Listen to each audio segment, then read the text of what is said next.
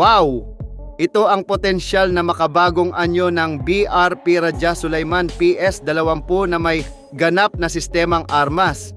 Muling naging sentro ng atensyon ang modernisasyon ng hukbong dagat ng Pilipinas matapos lumabas ang isang video mula sa YouTube channel na Beetle Hobby na nagpapakita ng conceptual at potensyal na anyo ng BRP Raja Sulaiman PS-20 kapag ito ay ganap ng napahusay at napalakas ang armamento. Ang naturang presentasyon ay hindi lamang nagbigay ng visual na ideya, kundi nagbukas rin ng mas malawak na diskusyon tungkol sa hinaharap ng kakayahang pandepensa ng Philippine Navy. Sa kasalukuyan, ang BRP Raja Sulaiman PS-20 ay kabilang sa mga offshore patrol vessel, OPV, na dinisenyo para sa patrol, maritime security at pagpapatupad ng batas sa karagatan. Gayunpaman, ipinapakita ng konseptong ito na ang barkong ito ay may malaking potensyal na i-upgrade upang maging isang mas mabigat at mas epektibong plataporma sa modernong digmaang pandagat. Isa sa mga pinakakapansin-pansing aspeto ng ipinakitang disenyo ay ang nakalaang espasyo para sa 4 na Cell Korean Vertical Launch System, KVLS. Ang ganitong sistema ay magbibigay daan sa Philippine Navy na mag-integrate ng iba't ibang uri ng missile depende sa pangangailangan ng misyon.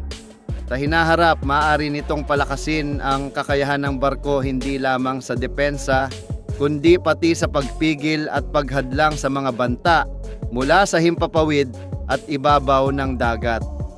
Kabilang sa mga binanggit na posibleng armas ay ang Mistral 3 Surface-to-Air Missile, SAM, isang modernong missile system na dinisenyo upang kontrahin ang mga banta mula sa eroplano, helicopter at maging mga drone.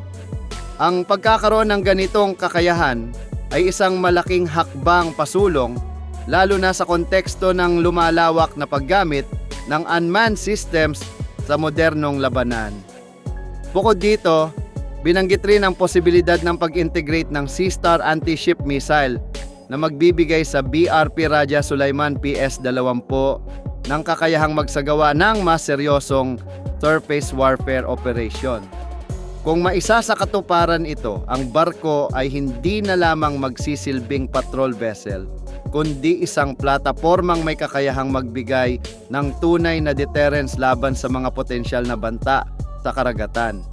Ayon sa HD Hyundai Heavy Industries, HDHHI, ang pinahusay na bersyon ng OPV na ito ay idinisenyo upang maging modular kung saan maaaring magdagdag o magpalit ng mga sistema batay sa misyon.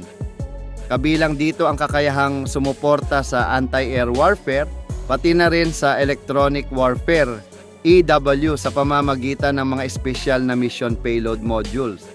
Ang ganitong konsepto ay nagbibigay ng flexibility sa hukbong dagat na mahalaga sa mabilis na nagbabagong kapaligiran ng seguridad sa rehiyon.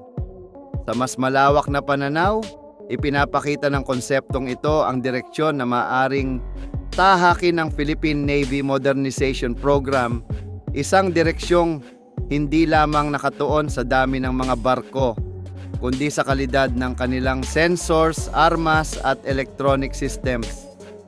Sa harap ng tumitinding tensyon sa rehiyon at pag-usbong ng mas sopistikadong banta, mahalagang magkaroon ng mga barkong kayang umangkop at tumugon sa iba't ibang senaryo.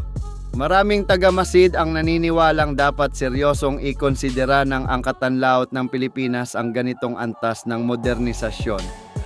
Ang pagkakaroon ng OPV na may kakayahang i-upgrade sa mas mataas na antas ng labanan ay magbibigay ng mas epektibong paggamit ng pondo at mas mahabang operational lifespan para sa mga barko.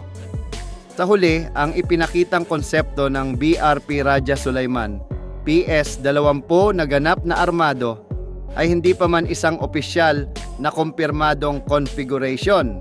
Ngunit ito ay nagsisilbing malinaw na larawan ng potensyal na hinaharap ng Philippine Navy, isang hukbong dagat na mas handa, mas moderno at mas may kakayahang ipagtanggol ang soberanya at interes ng bansa sa karagatan. Ang kakayahang sumuporta sa electronic warfare systems ay lalo pang nagpapataas ng halaga ng barko sa modernong labanan. Sa panahon ngayon, ang digmaang pandagat ay hindi lamang labanan ng armas, kundi labanan din ng impormasyon, sensors at electronic dominance. Ang pagkakaroon ng EW capability ay magbibigay sa Philippine Navy ng kakayahang mag-detect, mag-jam at mag-disrupt ng electronic systems ng kalaban habang pinoprotektahan ang sariling sensors at communication networks. Sa mas malawak na konteksto ng regional security, ang ganitong uri ng upgrade ay may malaking implikasyon.